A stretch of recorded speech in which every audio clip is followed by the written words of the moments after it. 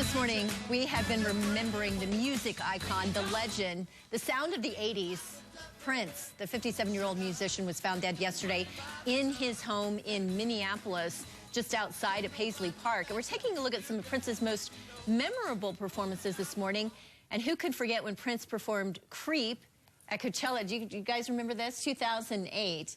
You know, he always kind of tried new things, and this was one of those things. Listen.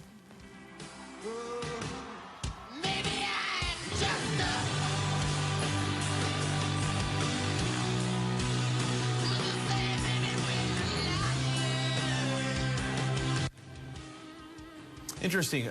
So Rusty and Abe and Kurt, Grant are still here talking about this because we love insight from these performers and artists who have been in these positions that know.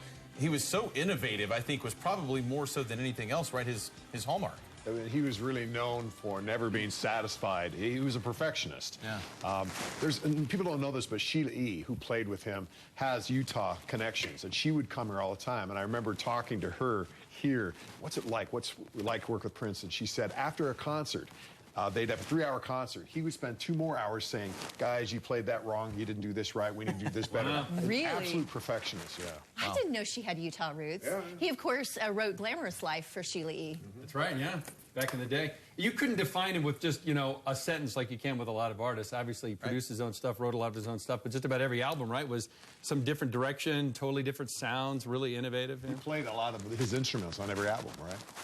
Yeah. He did. His first album, he played all of the instruments. He was like one of the first people to actually do that, where he wrote it, he produced it, he played all the instruments. It's amazing. Who can also forget, I want to show you guys this real quick, Prince's Super Bowl halftime show performance. Hours before he was supposed to perform, it was pouring down rain. And so when the producer told him it was raining, asked if he would still perform, Prince is noted for saying, "Can you make it rain harder?" is what he said. He performed covers like We Will Rock You, All Along the Watchtower, of course, the Jimi Hendrix great, and Best of You, ending then, of course, with Purple Rain in a downpour. I mean, does it get any better than that? Yeah, if you were at that concert, can you imagine that?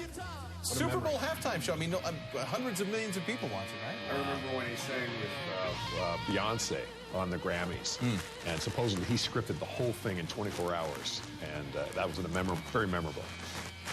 Well, we also want to show you when he performed with Stevie Wonder in 2010. Take a look at this. He credited Stevie Wonder with a lot of his inspiration.